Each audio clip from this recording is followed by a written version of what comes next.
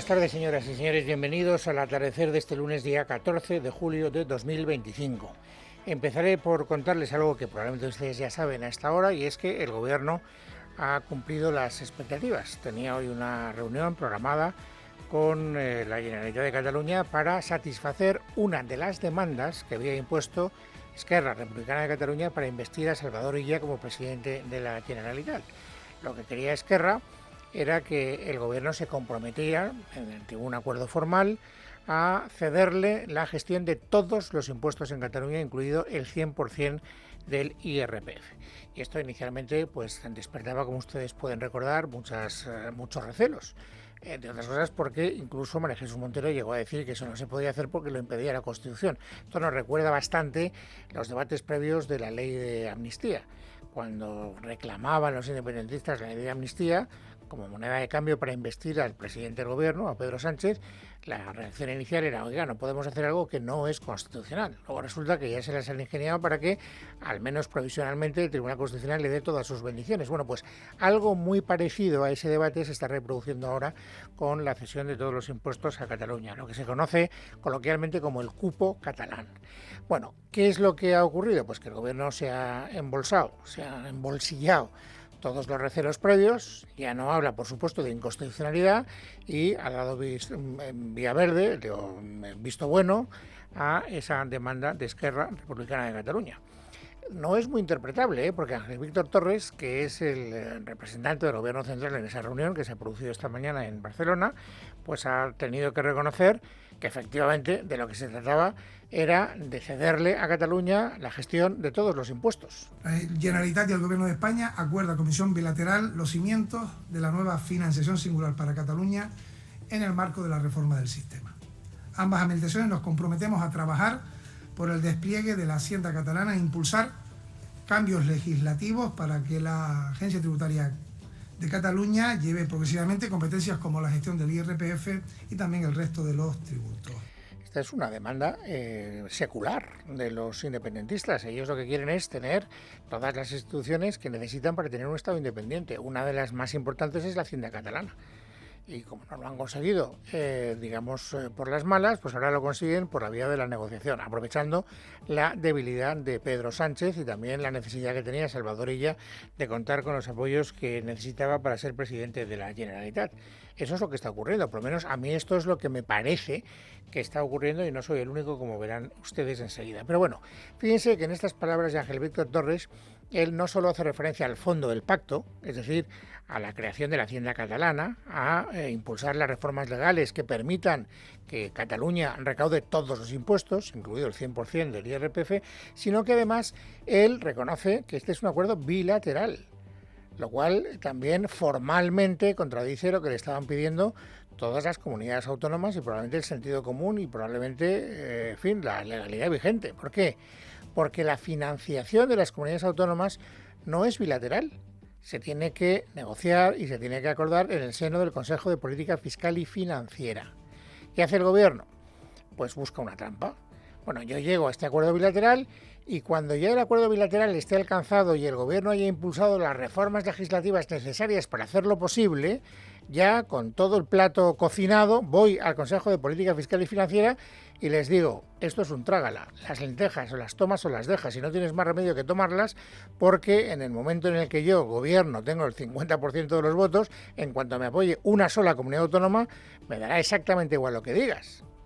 Por tanto, formalmente también el Gobierno está actuando de una manera, a mí me parece, claramente abusiva. Y tampoco esto es interpretable, porque efectivamente sobre la secuencia de los hechos que tienen que ocurrir a partir de ahora también se ha pronunciado de manera inequívoca el ministro Ángel Víctor Torres. Es voluntad del Gobierno de España poder llevar al Consejo de Ministros el inicio de la modificación legislativa a la mayor premura posible, del mismo modo que a la vuelta del verano también es la voluntad poder llevar al Consejo de Política Fiscal y Financiera un modelo de financiación autonómica. Un modelo que ya he cocinado, un modelo que ya he pactado con Cataluña, un modelo en el que tú no vas a poder nada más que decir que votas en contra o que estás en desacuerdo, pero nada más. Eso no es negociar, eso es llevar una negociación ya realizada a una reunión en la que los asistentes solo tienen la posibilidad, el derecho al pataleo y nada más. Por eso digo que en el fondo y en la forma el Gobierno ha satisfecho todas las demandas que inicialmente le planteaba Esquerra. Y digo Esquerra porque no está nada claro que todos los independentistas estén contentos.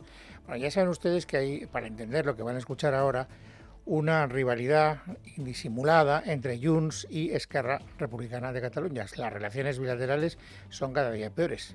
Basta con escuchar a Gabriel Rufián en el Congreso de los Diputados cuando habla de Junts para darse cuenta de que esas relaciones bilaterales están completamente rotas.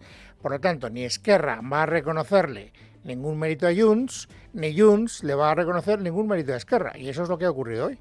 Hoy ha hablado Toni Castella, que es el vicepresidente de Junts per Catalunya, para decir que este acuerdo es claramente insatisfactorio y que no supone ningún cambio en la financiación catalana.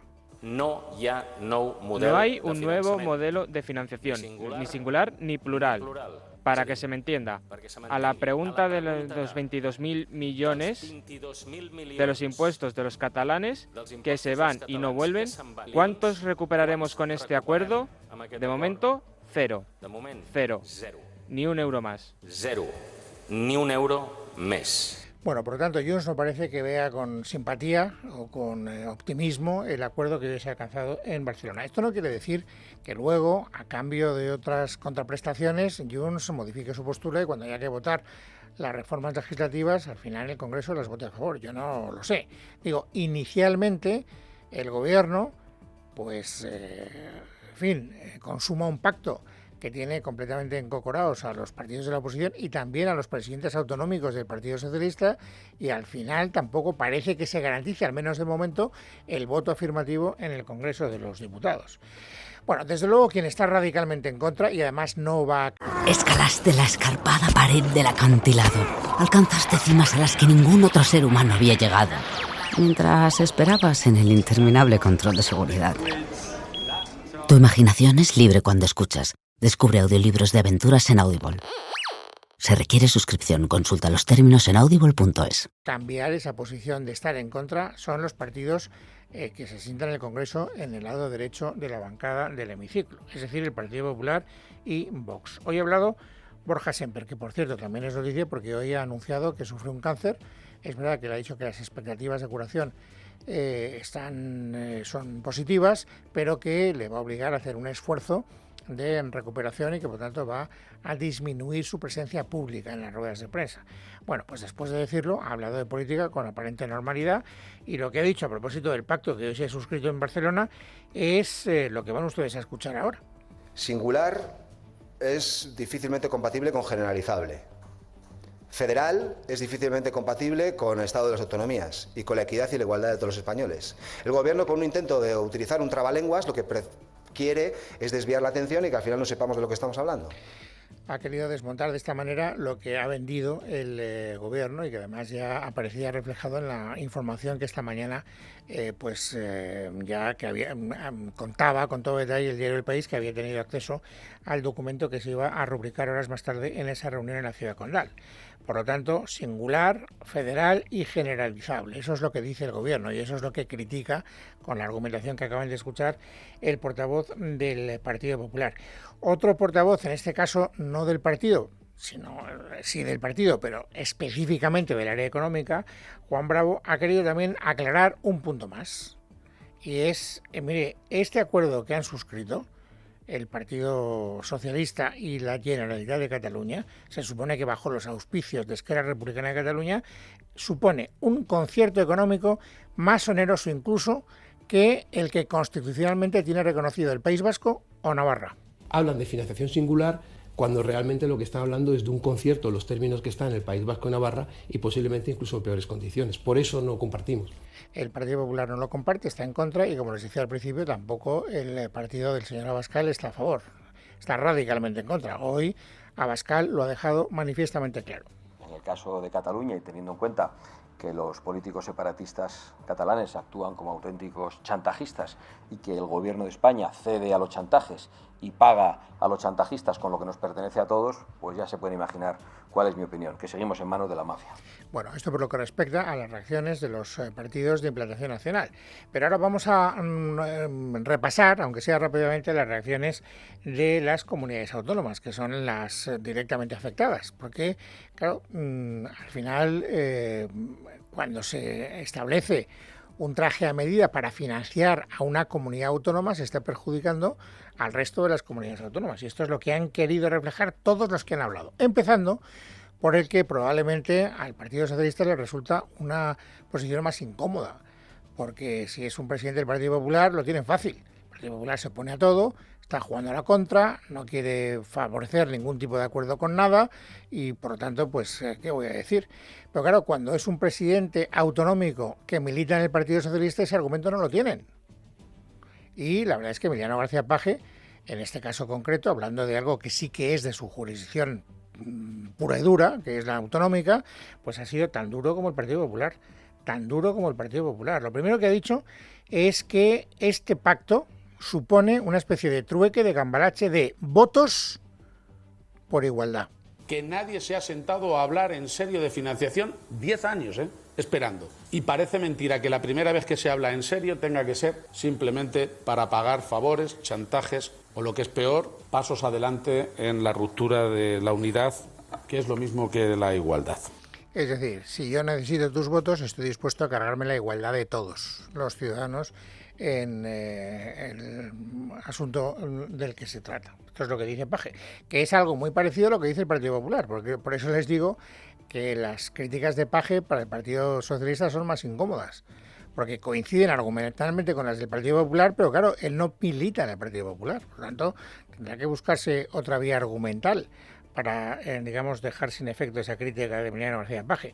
Fíjense que Borja Semper, a propósito de la igualdad y a propósito del trueque que ha hecho el gobierno, es decir, yo necesito tiempo, te doy a cambio de tus votos lo que tú me pidas, aunque lo que me pidas sea la igualdad de todos ante la ley. Eso es lo que decía Paje y eso es lo que dice también Borja Semper. No es razonable acabar, ni es decente romper la igualdad entre los españoles, la equidad entre nuestros ciudadanos, poner en riesgo los servicios públicos de todos los españoles porque Sánchez pueda aguantar un poco más en la Moncloa. Esto es indecente. Políticamente es un gesto de corrupción más. Bueno, no es la única coincidencia que hay en el discurso entre el Partido Popular y el Partido Socialista, porque efectivamente también a la hora de hablar de los perjuicios que va a provocar este pacto, se habla de lo que es la ruptura de la solidaridad interterritorial. Esto es algo que está presente, como acabamos de escuchar, en el discurso del Partido Popular y que también ha querido explicitar de una manera absolutamente franca y sin ambajes el propio García Paje. Desde planteamientos progresistas es absolutamente innegociable que el que más tiene, más paga. Si eso vale para las personas en la renta, ahora que se está pagando, o para las empresas, tiene que valer también para los territorios. Lo contrario simplemente es intentar tomarnos por tontos y a estas alturas yo ya no estoy con edad como para volver a una guardería, salvo para inaugurarlas. Por lo demás, no nos vamos a engañar. Ruptura de la solidaridad. Ahora escuchen al presidente de Castilla y León, que milita en el Partido Popular, el señor Fernández Mañueco, y vean hasta qué punto el discurso es casi idéntico. Da igual que se llame financiación singular, cupo separatista, da igual el nombre que le quieran poner. Eso rompe la solidaridad entre todos los españoles, rompe el equilibrio entre todas las comunidades autónomas. Vamos a ir a los tribunales. Bueno, esto es lo que les puedo contar. Por lo tanto, si tuviéramos que agrupar de alguna manera las críticas fundamentales que hoy se han escuchado, después de conocer los términos del pacto suscrito en Barcelona, podríamos llegar a establecer que son tres las vías de ataque. En primer lugar, se rompe la solidaridad interterritorial.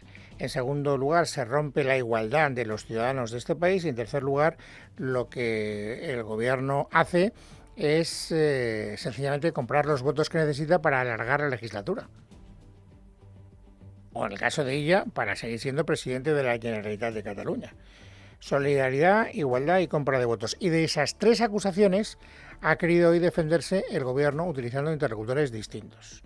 ¿Quién es el que ha tratado de romper la idea de que este pacto acaba con la solidaridad de los territorios? el propio Ángel Víctor Torres en la rueda de prensa después de firmar el acuerdo. Decir que el acuerdo de hoy establece, y lo he leído, uno de los puntos, precisamente el principio de la solidaridad. Y por tanto respondo a quienes critican que este acuerdo va en contra de la solidaridad, que se prevé una aportación solidaria transparente para seguir contribuyendo al bienestar de los ciudadanos del resto de comunidades autónomas, calculada con transparencia y criterios objetivos. Eso es lo que dice el señor Torres, que Cataluña se compromete mediante ese cálculo objetivo a hacer una aportación solidaria con el resto de las comunidades autónomas. Una declaración de intenciones, pero esta es la defensa argumental que ha querido utilizar el Gobierno para tranquilizar los ánimos de las personas que ven ese acuerdo con malos ojos. La segunda acusación, les decía, era la de la ruptura de la igualdad de todos los ciudadanos de este país por ese acuerdo. Escalaste la escarpada pared del acantilado. Alcanzaste cimas a las que ningún otro ser humano había llegado, mientras esperabas en el interminable control de seguridad. Tu imaginación es libre cuando escuchas. Descubre audiolibros de aventuras en Audible.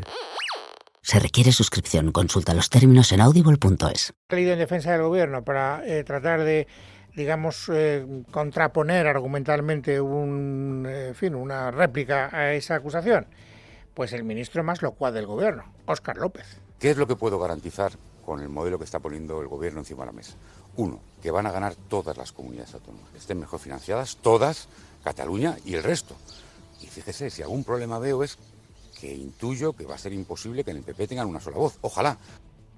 Bien, y luego la tercera, que es la que más gracia me ha hecho, porque es la más ingenua. O sea, lo de Óscar López no es que sea tampoco un dechado, digamos, de profundidad argumental. Pero bueno, es Óscar López y lo conocemos bastante bien.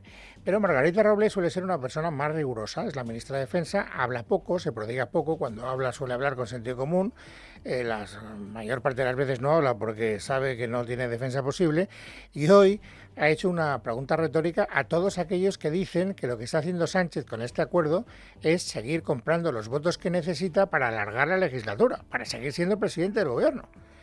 No hay una defensa argumental, lo que hay es sencillamente esta manifestación pública. Todo el mundo es muy consciente de que hay que darle una vuelta al tema de la financiación autonómica y, por tanto, vamos a dejar trabajar a los expertos. A mí no me gusta esa expresión, están comprando votos. ¿Qué significa eso de comprar votos? Pues lo que significa, Margarita Robles, lo sabes perfectamente. Lo que significa es que necesitas que la legislatura siga teniendo aritméticamente el soporte que necesita para prolongarse. Y eso no es gratis, te lo dicen todos los grupos parlamentarios cada vez que hablan. Aquí no se da nada a cambio de nada. Tú quieres mis votos, pues yo te pido lo que te van a costar mis votos. A eso se refiere. Lo sabe usted, señora Robles, perfectamente. Es una pregunta retórica que no deja de sorprenderme y en el fondo me provoca una cierta sonrisa, diciendo, caramba, qué mal andamos de argumentación, ¿no? Si uno tiene que defenderse de esa manera tan rudimentaria, es que no parece que haya muchos argumentos de los que echar mano. Pero bueno, este es el gran asunto del día, el asunto político del día, aunque probablemente uno de los que más nos han preocupado durante las últimas horas tiene poco que ver con la política convencional y sí con la situación casi de guerra civil que se está produciendo en un pueblecito de Murcia que se llama Torre Pacheco, como ustedes saben.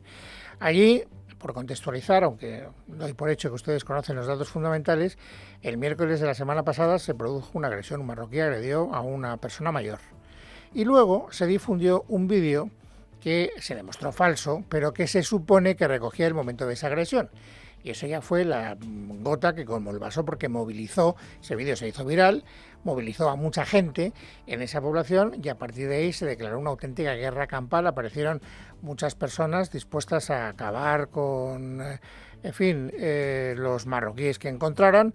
La batalla campal fue adquiriendo cada vez más agresividad hasta el punto de que ha dado algunas de las escenas más violentas y más desagradables que hemos estado viendo durante todo el fin de semana. Y eso, claro, ha tenido también una traslación a lo que es el debate político.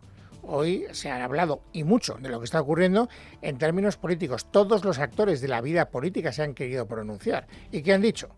Lorena López Lobo. El ministro del Interior, Fernando Grande Marlaska, ha aseverado en una entrevista en la cadena SER que los sucesos registrados en la localidad murciana son culpa de Vox y ha acusado directamente al líder de la formación, Santiago Abascal, de alentar esta violencia con llamamientos a acciones fuera de la ley llevadas a cabo por grupos organizados. Son consecuencia de los discursos de la ultraderecha, ha dicho, y en cierta medida y desgraciadamente avalados por la derecha. es culpa de Vox y culpa de los discursos como los de Vox. Es decir, este fin de semana hemos visto al líder de Vox hablando de la cuestión de la migración criminal, diciendo que nos ha robado la paz y la prosperidad.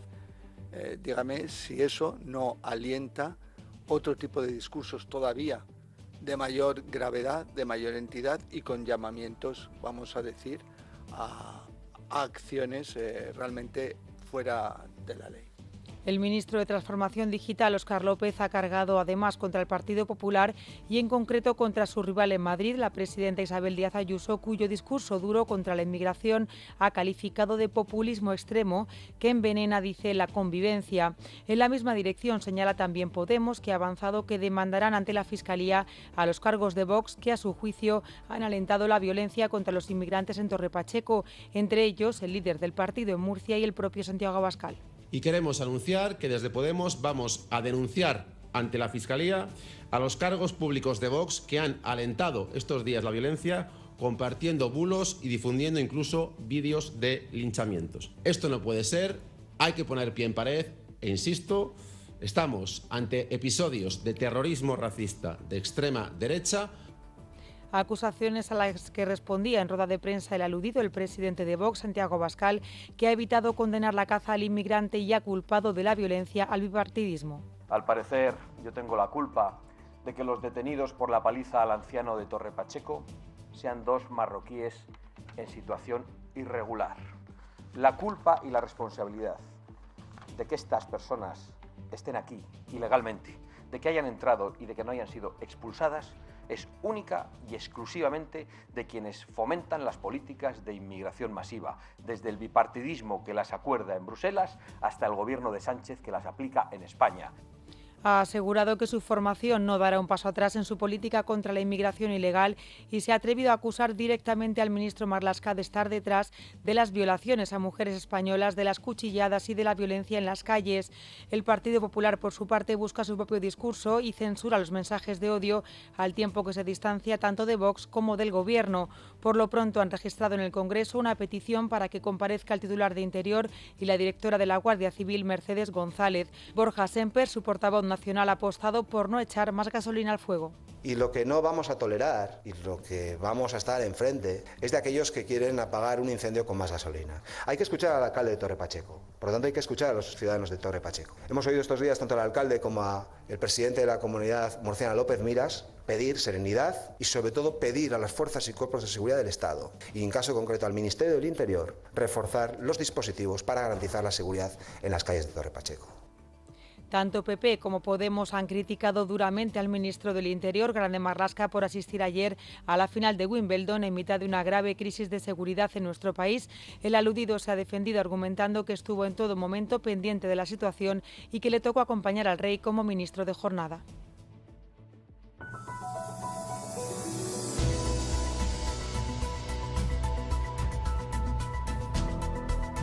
Bueno, es lunes, es 14 de julio de 2025. Vamos, amigos, ahora a completar el paisaje informativo sobresaliente del día. Esther Nieto, bienvenida, buenas tardes. Buenas tardes, Luis. Hoy Libertad Digital desvela en exclusiva que la cloaca del PSOE ofreció absolver al empresario Alberto Luceño, condenado en el caso Mascarillas, a 3 años y 8 meses de prisión a cambio de proporcionar información comprometedora o trapo sucio sobre el alcalde de Madrid, José Luis Martínez Almeida. Así lo ha explicado el propio Luceño en unas declaraciones exclusivas a Libertad Digital, en las que afirma que la propuesta llegó tras su condena y consistía en colaborar con la Fiscalía. Luceño asegura que rechazó la oferta y que nunca entregó documentación alguna. Amplía la información Miguel Ángel Pérez. Buenas tardes. Buenas tardes. En declaraciones exclusivas a Libertad Digital, el empresario Alberto Luceño relata cómo la cloaca del PSOE contactó con él y la oferta que le hizo tras ser condenado a 3 años y 8 meses de prisión por el caso Mascarillas en la Audiencia Provincial de Madrid. Según su testimonio, tras la condena se encontraba sin abogado. A través del empresario comisario Joaquín Parra le ofrecieron una posibilidad de intentar alcanzar un acuerdo con la Fiscalía. Acudió al encuentro a finales del mes de marzo y junto a Parra apareció por sorpresa el empresario Javier Pérez Dolcet. La reunión duró solo 30 minutos, afirma. Pérez Dolcet le dijo que lo primero que tenía que averiguar era si en este lío le habían metido el Partido Popular o el PSOE y que estaba en un bocadillo, que podría ser que los populares quisieran sacar rédito político con su caso o que el Partido Socialista aprovechara el procedimiento para atacar a Isabel Díaz Ayuso. Después aseguró Pérez Dolcet que si el PSOE era el responsable, él podría alcanzar un acuerdo con la Fiscalía si le daba textualmente mierda contra el PP o trapos sucios del alcalde de Madrid, José Luis Martínez Almeida. Sin ofrecerme ningún tipo de garantía, relata Luceño, Dolcet afirmó que si conseguía algo suficientemente consistente, podría sentarme con Fiscalía para conseguir mi absolución o rebajar mi condena. Desde el primer momento me di cuenta de que todo era una encerrona. Yo no tenía ninguna intención de buscar o sacar trapos sucios contra nadie. No ha tardado en llegar la reacción por parte del Ayuntamiento de Madrid a esa exclusiva que revelamos en Libertad Digital. El propio José Luis Martínez Almeida ha escrito en su cuenta de X: son una mafia, y la vicealcaldesa de Madrid, Inmaculada Sanz, ha dicho esto.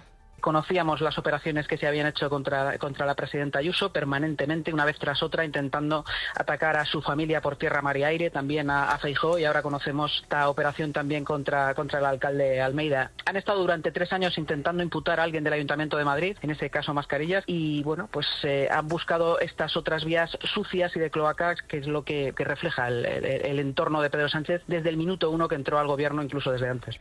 Y continuamos con las saunas del suegro de Pedro Sánchez, que sacuden a Moncloa y al PSOE. Hoy hay novedades. Cuenta La Razón que el excomisario José Manuel Villarejo no solo recopiló anotaciones personales y grabaciones de audio relacionadas con las saunas gestionadas por Sabiniano Gómez, suegro de Pedro Sánchez, sino que también elaboró informes policiales en los que documentó supuestos negocios turbios de Gómez. Explica La Razón que estos atestados fueron redactados en los meses posteriores a la elección de Pedro Sánchez como secretario general del PSOE en julio de 2014. Al menos uno de estos informes habría llegado a manos del propio PSOE, entregado por Leire Díez, conocida como la fontanera del partido. Desde el Gobierno, el ministro del Interior, Fernando Grande Marlaska, que esta mañana ha pasado por los micrófonos de la SER, ha criticado el uso partidista de estos asuntos para atacar políticamente a Sánchez y ha señalado que se trata de una campaña orquestada que revive prácticas del pasado. Creo que al día de hoy y en cualquier momento introducir en el debate político a familiares en este caso del presidente del gobierno, alguno de ellos ya fallecido, pues denota que quizás ellos trataban con el señor Villarejo, ellos quiero decir el Partido Popular, porque comparten la misma ética y para ellos ya no es pasar líneas rojas, creo que las pasaron hace tiempo. Y hay más informaciones sobre Leire. Cuenta El Mundo que la fontanera del PSOE presumió en una reunión secreta con el comandante Rubén Villalba, implicado en el caso Koldo, de tener acceso directo al presidente Pedro Sánchez y contactos privilegiados en la cúpula del gobierno. Durante ese encuentro, grabado en audio, Díez ofreció a Villalba la posibilidad de ascender profesionalmente a cambio de información que pudiera perjudicar a policías y fiscales que investigan casos sensibles para el entorno socialista. Además, aseguró que el ministro Marlaska cuenta con nulo apoyo dentro del Ejecutivo por no haber frenado las investigaciones contra la cúpula del partido y afirmó que sus gestiones contaban con respaldo institucional y conocimiento de los altos mandos socialistas. Hoy quien se ha pronunciado sobre este asunto ha sido Borja Semper, portavoz del PP, que ha calificado de extraordinariamente grave que Leire Díez haya comprometido decisiones que afectan a la Fiscalía, la Abogacía del Estado y las fuerzas y cuerpos de seguridad. Por si todo esto fuera poco, hoy hemos conocido que la famosa fontanera del Partido Socialista se jactaba de tener acceso al número 1. Y el número 1, por lo tanto, debe de seguir o debe de hacer lo que no ha hecho hasta ahora, que es explicar la relación que tenían con ella, teniendo en cuenta los fuertes vínculos de Leire Díaz mantuvo con su número 2, Santos Cerdán. Y Borja Semper, por cierto, que hoy ha anunciado públicamente que padece un cáncer tras haberle detectado un tumor en un chequeo rutinario. El portavoz del PP ha explicado que la enfermedad se encuentra en una fase inicial, lo que permite mantener unas perspectivas médicas de curación razonables. Además, ha señalado que deberá someterse a un tratamiento exigente, motivo por el que reducirá su actividad política y su presencia pública. Hace unos días, en el contexto de un chequeo médico rutinario, me detectaron un tumor cancerígeno que me va a llevar a someterme a un tratamiento pues exigente, como tantos cientos de miles de españoles lo hacen al año, un chequeo, un tratamiento que pues va a hacer que mi físico cambie, esto es lo menos relevante, pero que también mi presencia pública pues probablemente pues se vea alterada. Y sepan que en la crónica de tribunales el Tribunal Supremo ha decidido suspender temporalmente la causa judicial contra el fiscal general del Estado, Álvaro García Ortiz, que estaba procesado por un presunto delito de revelación de secretos. Esta paralización, solicitada por la fiscal jefe de Madrid, también procesada en el mismo caso, se ha concedido por motivos de prudencia mientras la Sala de Apelación resuelve los recursos presentados contra el procesamiento. Así, el procedimiento queda en pausa. Si la Sala confirma el procesamiento, el juez podrá enviar a juicio tanto al fiscal general como a la fiscal jefe. Si por el contrario la Sala lo rechaza, la causa podría archivarse o el juez podría recibir instrucciones para continuar investigando. Y más cosas, el presidente del Gobierno, Pedro Sánchez, y la líder de Sumar, Yolanda Díaz, han acordado impulsar en el Congreso una ley que permita incorporar la figura del embargo de armas a Israel en la legislación española, con el objetivo de aprobarla en septiembre. La iniciativa, que ya fue admitida a trámite en mayo, busca consolidar y reforzar el bloqueo comercial que España mantiene desde octubre de 2023, cuando dejó de comprar y vender armamento a Israel como respuesta a la ofensiva militar israelí en Gaza. El Gobierno justifica este paso como parte de su compromiso con la paz y la defensa de Gaza y en la línea con otras medidas como el reconocimiento del Estado palestino y el apoyo a causas internacionales contra el Gobierno de Netanyahu. Una ley de la que la portavoz de Sumar, Lara Hernández, y el ministro del Interior, Fernando Grande Marlaska, han sacado pecho así. Hoy podemos anunciar con orgullo que negociaciones entre el presidente del Gobierno y la vicepresidenta segunda, Yolanda Díaz, hemos acordado acelerar la ley de embargo para que ésta se haga efectiva cuanto antes en el caso del Estado genocida de Israel. Está absolutamente claro que ni se va a comprar ni vender armas al Estado de Israel ni a empresas israelíes. Y justo a esta hora está compareciendo Isaac Albert, el vicesecretario de Esquerra, que ha considerado el plan de la financiación como un pacto de partido. Vamos a escuclarlo. El país necessita molt Pero el més. país necesita mucho más, segurament necesita menos escenificación y necesita muchísima más concreción. Y en este sentido, el gobierno español, y creo que lo hemos visto hoy, avanza despacio y nosotros tenemos que apretar, tenemos que seguir forzando para conseguir que el modelo que necesita Cataluña y nuestra gente se adapte a el modelo que nosotros hemos defendido públicamente, que queda muy definido en los acuerdos de investidura. En Casa de Herrero, con Luis Herrero. Es Radio.